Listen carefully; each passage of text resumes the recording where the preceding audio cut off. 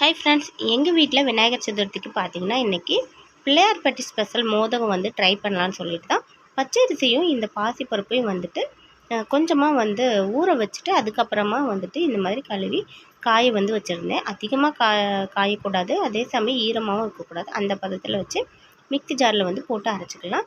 அது கூடவே 3 ஏலக்காய் வந்து சேர்த்துருக்கேன்.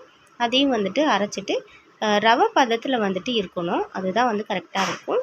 அடுத்ததாக இப்போ ஒரு கடாயில் வந்துட்டு கொஞ்சமாக நெய் விட்டுக்கலாம். நானுமே இதுதான் ஃபஸ்ட் டைம் வந்து ட்ரை பண்ணுறேன், எப்படி இருக்குங்கிறத பார்க்கலாம் வீடியோவில். நெய் வந்து சேர்த்துட்டு அரைச்சி வச்சுருக்கிறத எடுத்து கொட்டிட்டேன். இது வந்து ரவை பதத்தில் இருக்கிறதுனால நமக்கு வந்து வேகணும் கொஞ்சம், அப்போ தான் நல்லா சாஃப்டாக வரும். இப்போ கொஞ்சமாக வறுத்து அப்படியே விட்டுடலாம், கருக விட்டுறக்கூடாது. இப்போ இதில் வந்துட்டு தண்ணி சேர்த்துக்கிறேன். இது வேகிற அளவுக்கு கொஞ்சம் தண்ணி அதிகமாகவே சேர்த்துக்கலாம். கட்டிகள் விழுகும், நம்ம வந்து நல்லா வந்து கலந்து விடணும். பாசிப்பருப்பு சேர்த்துருக்கிறதுனால கொஞ்சம் வந்துட்டு கெட்டியாகும்.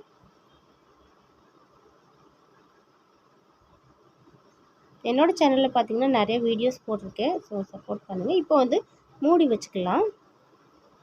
பாருங்கள், நல்லாவே வந்து வந்துருச்சு. இப்படியே நல்லா கலந்து விடும்போது கொஞ்சம் கெட்டி பதத்துக்கு வரும். பாருங்கள், இந்த பதத்துக்கு வந்ததுக்கப்புறம் அடுப்பு ஆஃப் பண்ணிவிட்டு அப்படியே எடுத்து வச்சுக்கலாம். இப்போ வந்துட்டு நான் சர்க்கரை பாகு வந்து காய்ச்சி இன்னொரு பாத்திரத்துக்கு வந்து வடிகட்டி ஊற்றிருக்கேன். இப்போ வந்துட்டு இதையும் சேர்த்துட்டு நல்லா வந்து கலந்து விடலாம். கலந்துட்டு காட்டுறேன்.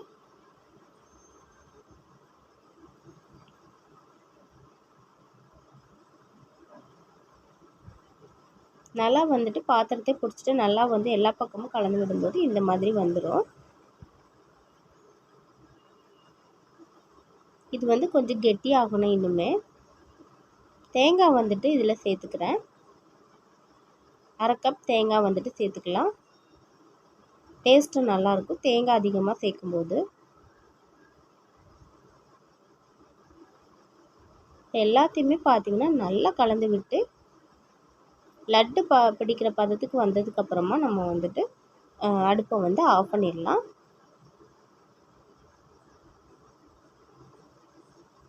இப்போ இன்னொரு தட்டுக்கு வந்து இதை மாற்றிட்டு இதை ஆற விட்டுடலாம். கொஞ்சமாக கொழுக்கட்டை அச்சு இருந்ததுன்னா இதை வந்து அச்சில் வந்து பிடிச்சிக்கலாம். ஆனால் வந்து இதை பார்த்திங்கன்னா அச்சு இல்லாமல் உருண்டையாக தான் வந்து பிடிப்பாங்களாமா. நான் வந்து இன்றைக்கி 2 விதமாகவே செய்கிறேன். இன்னுமே கொஞ்சம் ஆற விட்டால் கொஞ்சம் இந்த கையில் ஒட்டாமல் கொஞ்சம் கொழப்பு இல்லாமல் வரும். இப்போ எல்லாத்தையுமே பார்த்திங்கன்னா பிடிச்சிட்டேன். நல்லாவே இருந்துச்சு, பார்க்குறதுக்கும் அழகாக இருந்துச்சு. இப்போ மறுபடியும் இட்லி பானையில் வந்துட்டு தண்ணி ஊற்றி வச்சு கொதிச்சதுக்கு அப்புறமா இதை வந்து ஒரு 10 நிமிஷம் வந்து நம்ம வேக விட்டு எடுத்துக்கலாம்.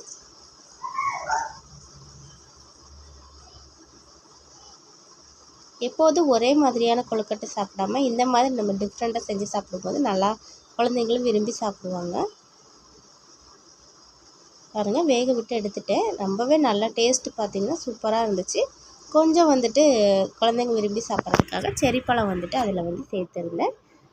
அவ்வளோதான். வீடியோ பிடிச்சிருந்தா ப்ளீஸ் லைக் பண்ணுங்கள், மறக்காமல் சப்ஸ்கிரைப் பண்ணுங்கள், பக்கத்தில் இருக்க பெல் பட்டனை கிளிக் பண்ணிக்கோங்க. பாய். அடுத்த ஒரு வீடியோவில் ரெசிபியில் பார்க்கலாம்.